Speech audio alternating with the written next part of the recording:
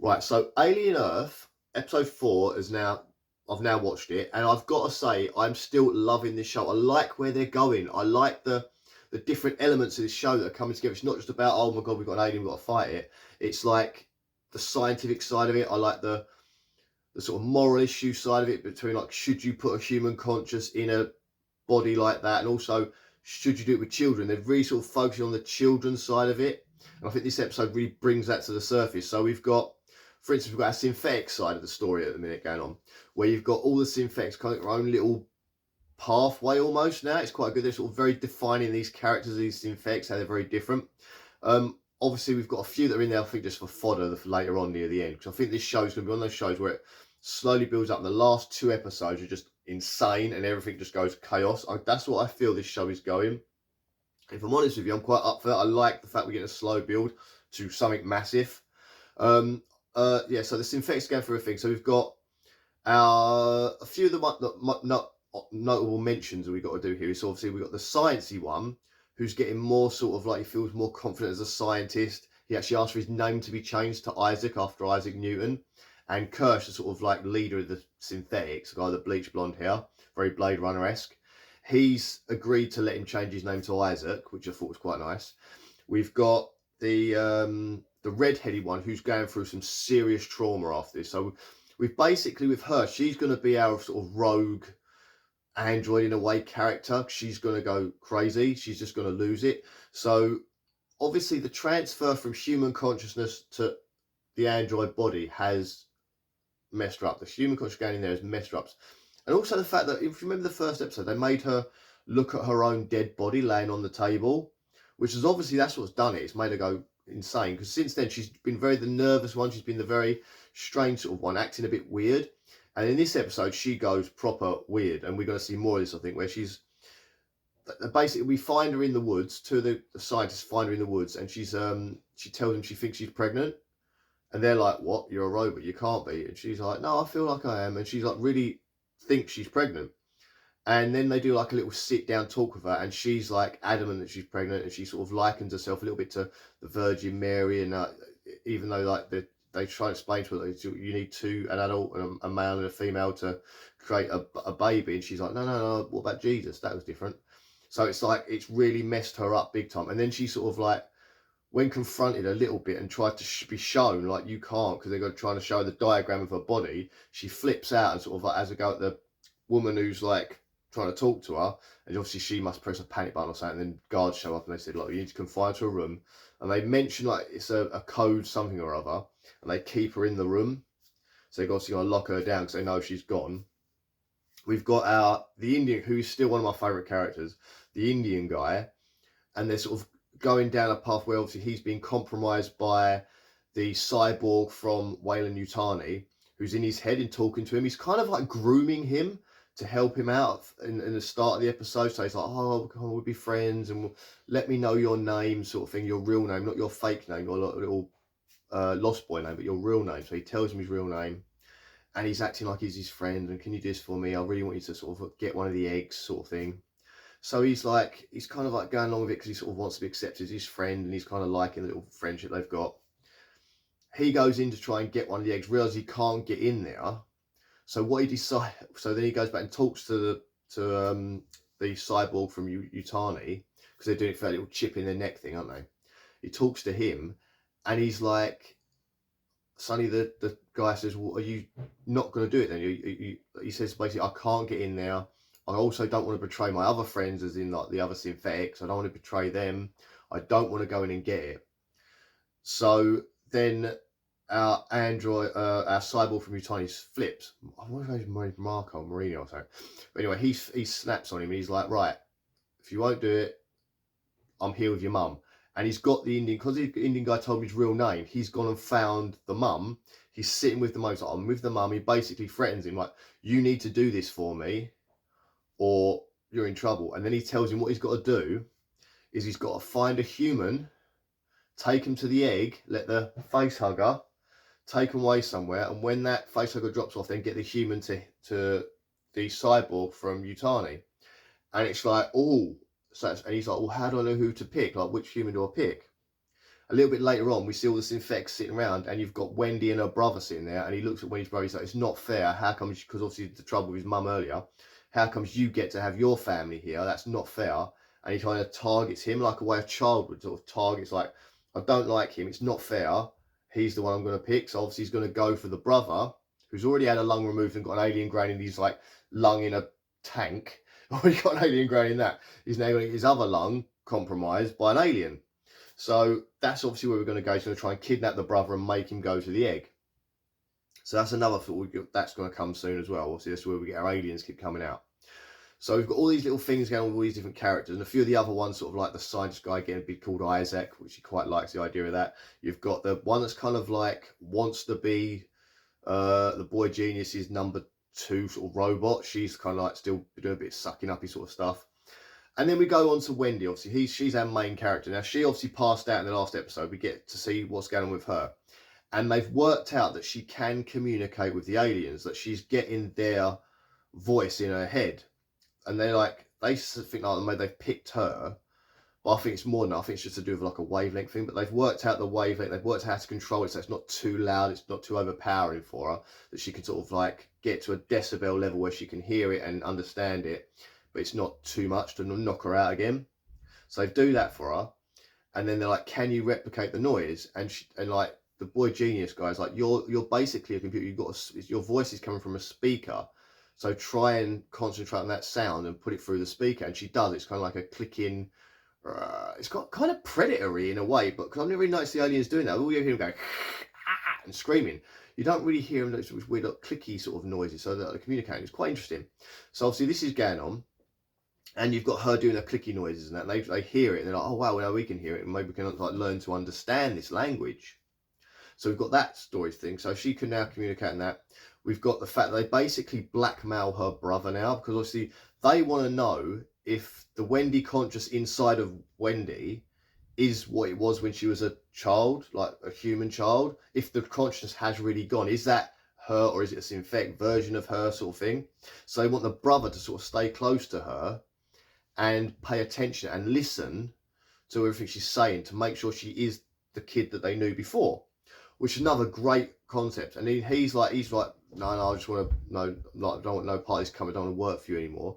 And they're like, well, you have to do this, or you're gonna have to pay for that lung, and you're gonna have to leave. You're never gonna see your sister again, sort of thing. So then he's now trapped with it, having to work for them and do this like job for them to help them with scientific ways on his sister, which he's not still convinced about. It's a great thing.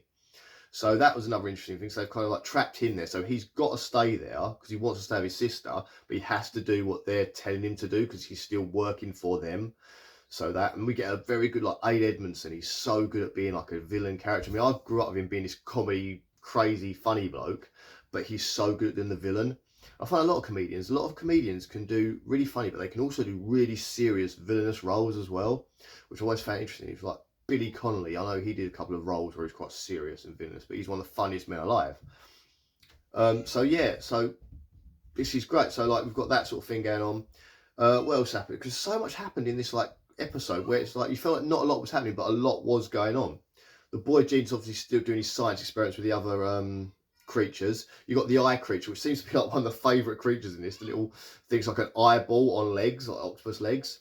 They experiment. So they get a sheep, and this is a horrific scene. It's not a very nice scene where they put a sheep. They put all these like brain monitors on the sheep, and it's alive. This sheep is sort of walking around this thing, and then they let the eyeball creature come out, and it basically sees it and goes straight for the eye, and it really horrifically, like violently, like gets to this sheep's eye and rips its eye out and puts itself in, and it takes over the sheep.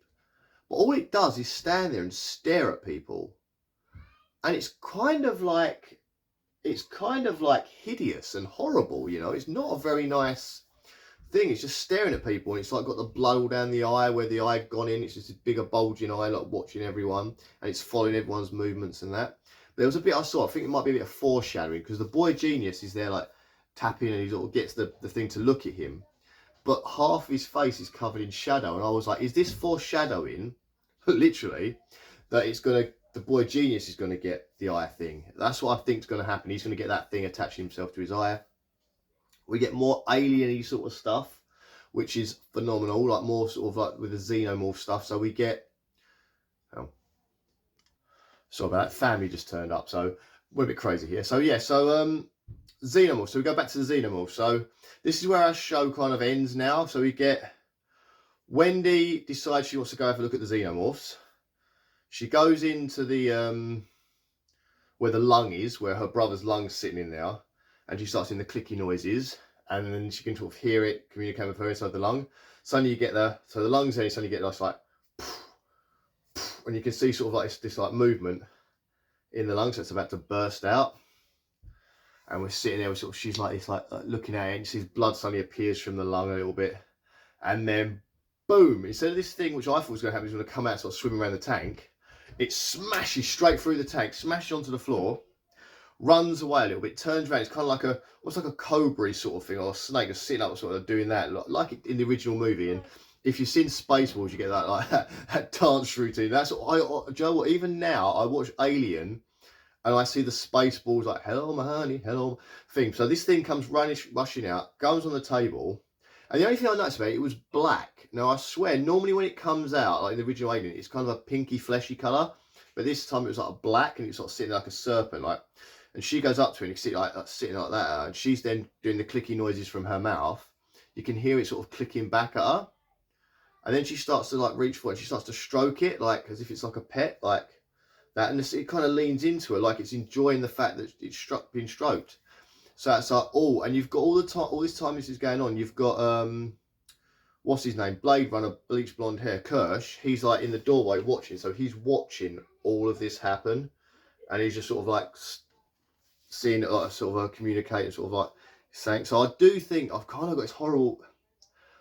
I still think I said like last week's episode, I'm still thinking, are we going to go down the Jurassic World route, where we've got like a team of Xenomorphs, like goodies almost, like the Raptors became goodies in Jurassic World, where we had like Owen driving his motorbike and the Raptors running with him. Are we going to get Wendy doing a Tom Cruise run with the Xenomorphs like running next to her, or at least one Xenomorph? Maybe she gets one like pet Xenomorph, and that's the one that's kind of friendly. I just have a weird feeling going down. I kind of don't want to go down that road, because I want the aliens to always be the villain. To me, the aliens are the ultimate sort of like wrecking machine, storm, natural disaster.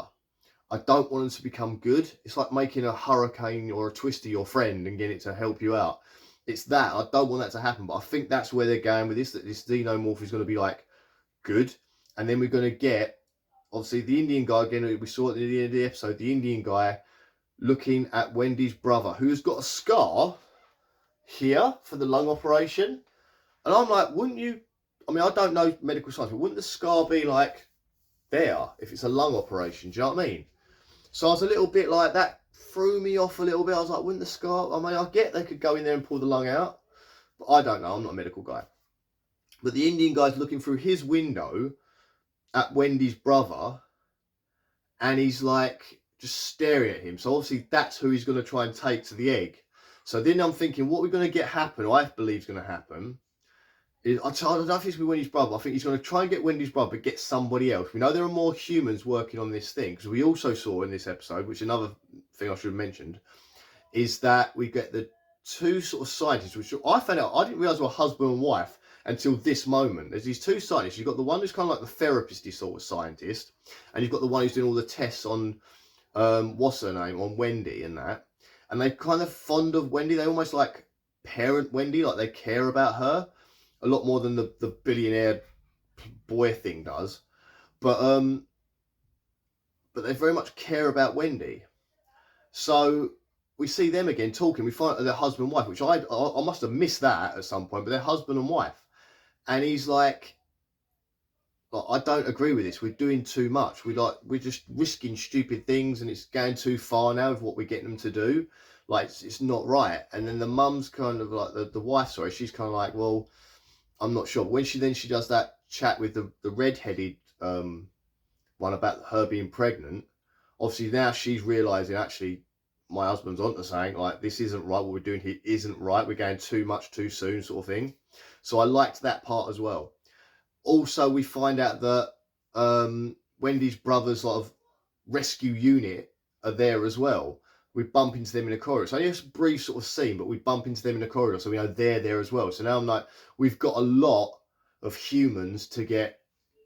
You know what I mean? I think we're building to that. Like, this is what we're building to. So we're going to have Wendy's brother maybe get got, or it's going to be one of the other humans. But I think we're eyeballing Wendy's brother. But I don't think it's him that's going to get got. But that's what we're looking at. So that's where we're going to get more aliens come out. And this is where I'm thinking that we're going to get like a goody alien with Wendy, and then we're going to get the baddie aliens. I don't know why, but I think that's where we're going to go. But that's just my own fan theory. Not fan theory. I'm a fan. It's my theory.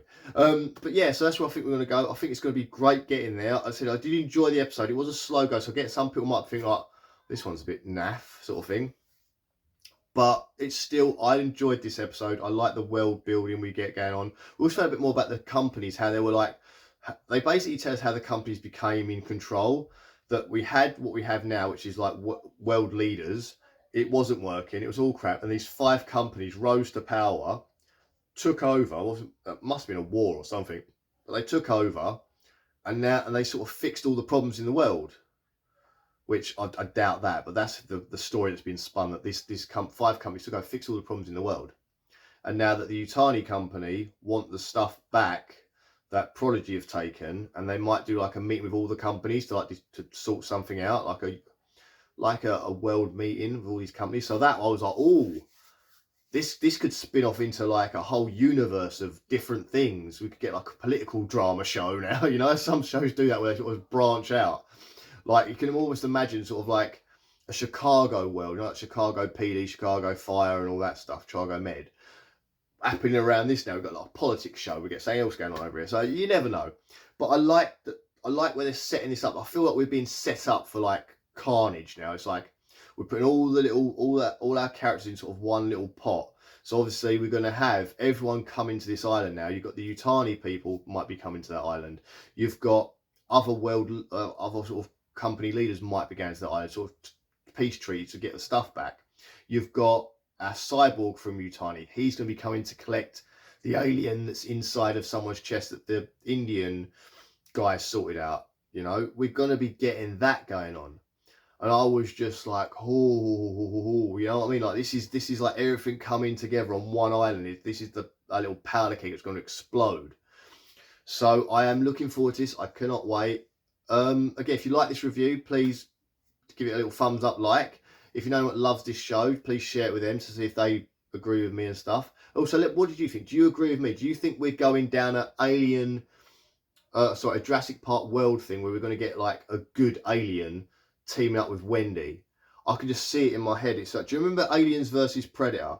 You get that stupid like Batman and Robin scene where you get the girl and the Predator sort of like running together, like slow motion running. We're going to get that with Wendy and a xenomorph, and it's going to be that run that Tom Cruise run, and the xenomorph's going to be like next to her.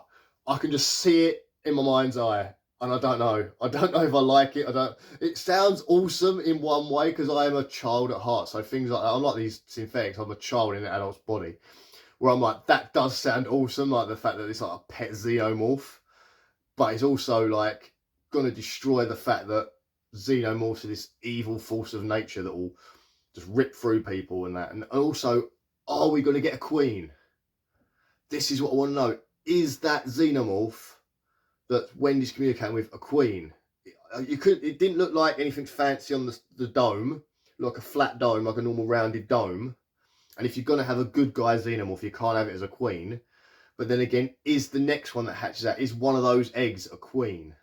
And if it is, I want to see it. I know there's something to do with licensing laws around getting a queen. I remember I spoke to someone once who was involved in an alien game, and apparently the licensing laws for the first Alien are different from the second one. And the second one, obviously, James Cameron's is the one that had the Queen and had that and created that for that film. And it's a different licensing law to the original. So if you bought the IP for Alien, you don't have the rights to Aliens and the IP for Aliens. So I don't know if Disney, I know they've got Aliens on their streaming channel, Disney Plus. They've got the film Aliens, but I don't know if it's the same as acquiring the rights for the film. So I'm wondering if they're going to do that. I wonder if they're allowed to have a queen, for instance. So I don't know if they're going to be allowed to have a queen. I hope they do. I really want to see a queen with a Leia and the eggs like we had in Aliens, because I still love that. And they tried to do it again in like Resurrection, but it wasn't the same. It didn't feel the same. And that film's not the best Alien film. It's probably the worst. To me, it's not the worst. Prometheus and Covenant are the worst. I did not like those films. And I'm glad we're not seeing black goo. That's the one thing. I'm so glad I've not seen any black gooey venom symbiote stuff, because that peed me off from the moment I saw Prometheus. I was unhappy at Alien Black Goo, and then they went with Covenant, and in Romulus I was really loving the film Romulus until that scene where it's like, we've got some black goo, and I was just like, for God's sake. But anyway, guys, again, sorry. Yeah, leave a message in the comments about what you feel this show is doing. If you agree with me, if you think it's going to go that way, let me know if you've got your own theory. Where do you think this show is going to go? Do you think those final 2 episodes are going to be mental? Also, let me know what you think about the android story. Are you liking that part of it?